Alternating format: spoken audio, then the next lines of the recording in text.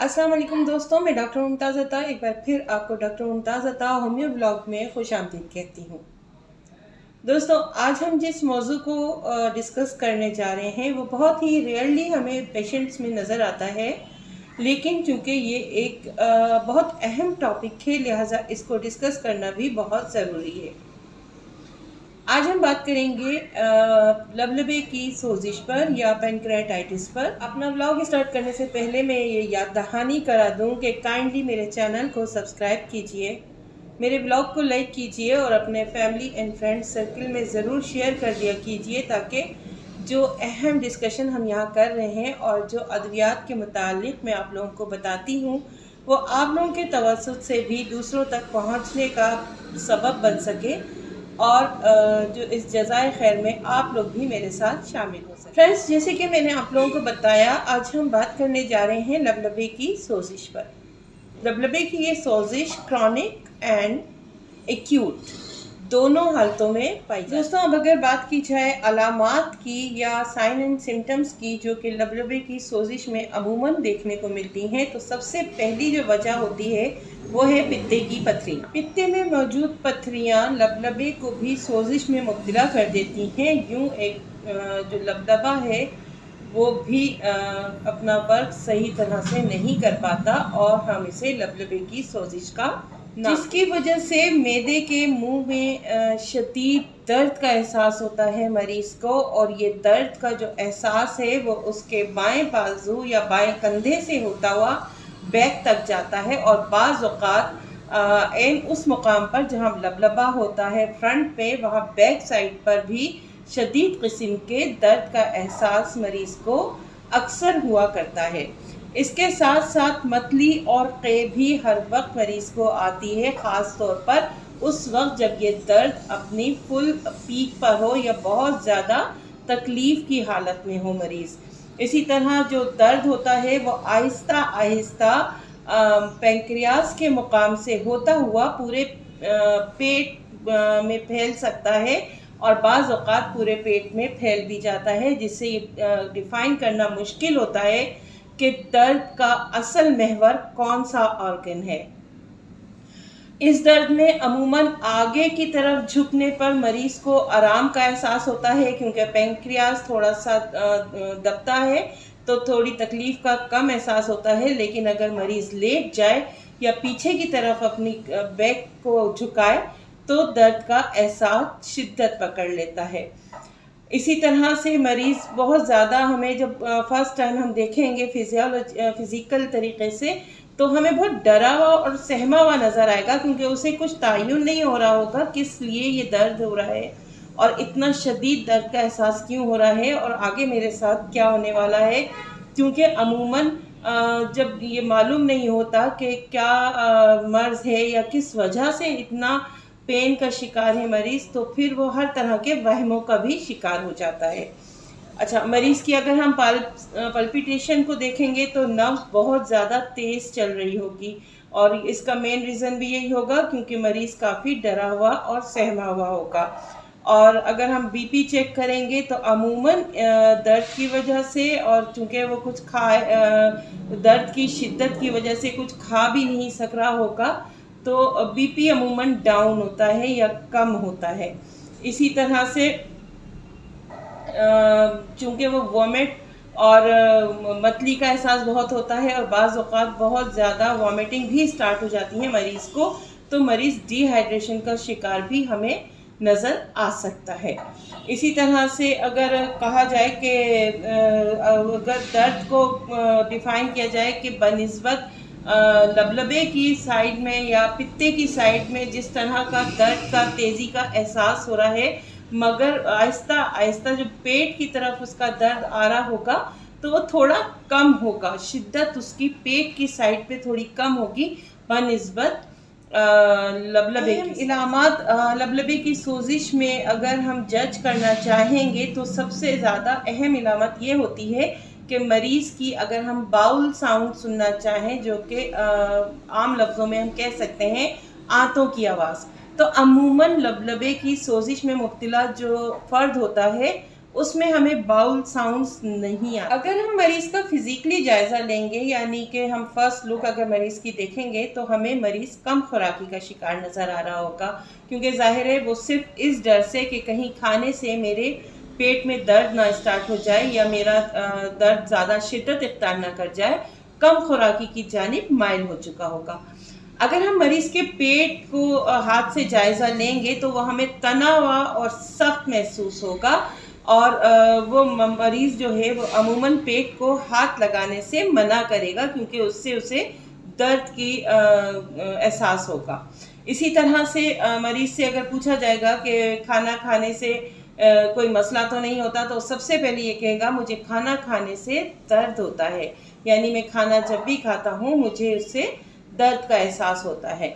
इसी तरह अगर दर्द के मुतालिक हम मज़ीद मालूमात लेंगे तो पता चलेगा दर्द आहिस्ता आहिस्ता बाज़ औक़ात हफ्तों तक जारी रहता है, और इसकी शिद्दत में कोई भी गैस्ट्रिक अद्वियात लेने से कोई फ़र्क नहीं आता। इसी तरह से अगर मरीज़ से बोला जाएगा कि उसे किस वक्त आराम आता है, तो वो यही बोलेगा खाली मैदे में बाज़ औक़ात मुझे कुछ रिलैक्स फील होता है, लेकिन इससे ज़्यादा नहीं। अब अगर हम जिक्र करें इन्वेस्टिगेशन का या उस तशख़ीस का जो कि लेबॉर्ट्री टेस्ट के थ्रू हमें मिलता है, तो अगर ब्लड सीपी कराया जाएगा तो उसमें कैल्शियम की मिक़दार हमें अमूमन बढ़ी हुई नज़र आएगी।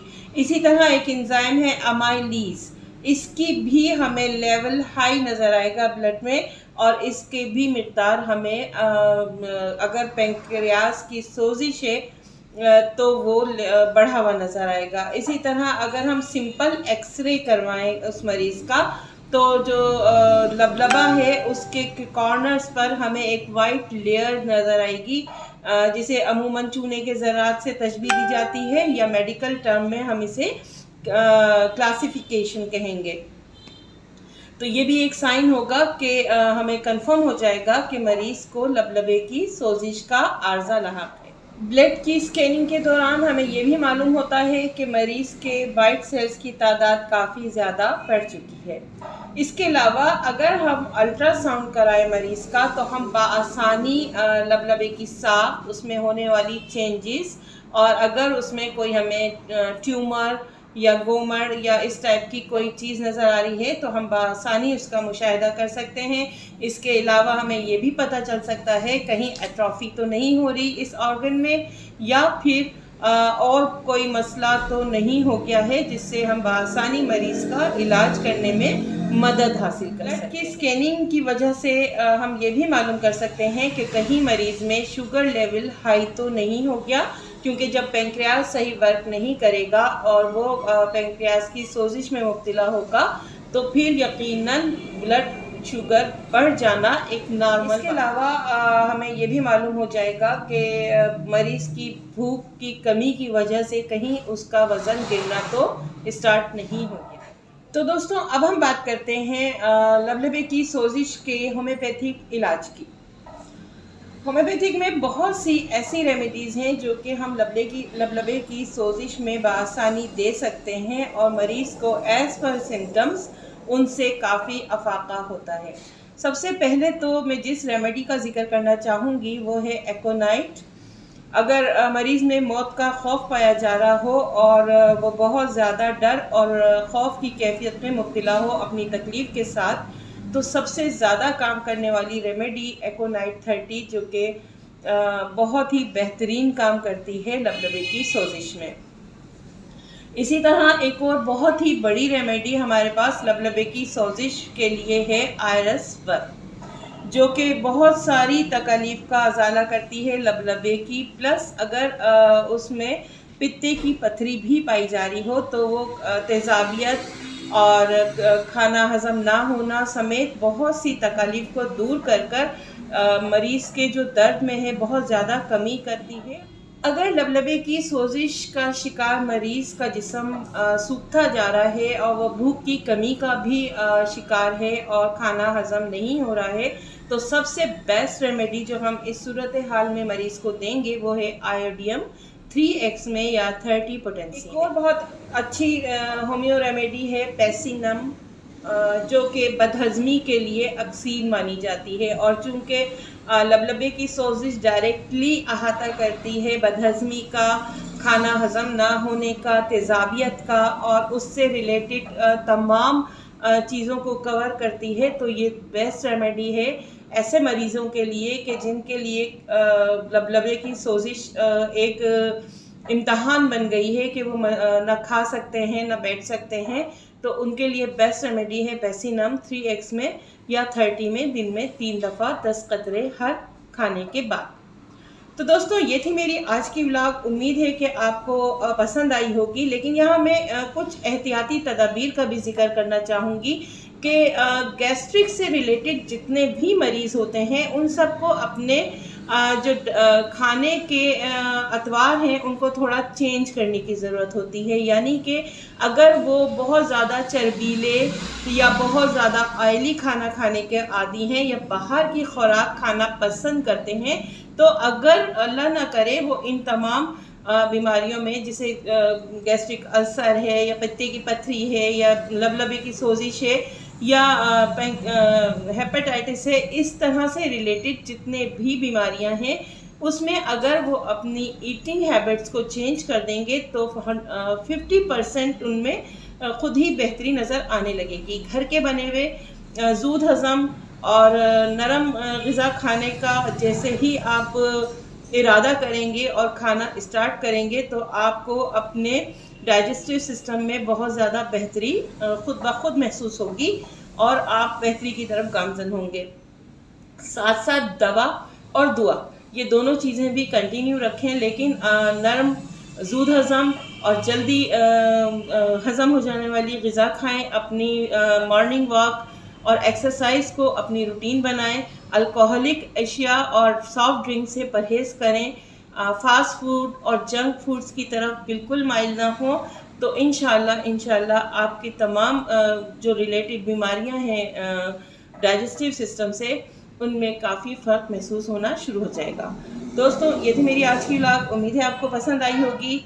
अगर पसंद आई है तो व्लॉग को लाइक कीजिएगा, मेरे चैनल को सब्सक्राइब कीजिएगा और अपने फैमिली एंड फ्रेंड सर्कल में ज़रूर शेयर कर दीजिएगा। मिलते हैं अपने नेक्स्ट व्लॉग में, तब तक के लिए अल्लाह हाफिज़। दुआ में याद रखिएगा।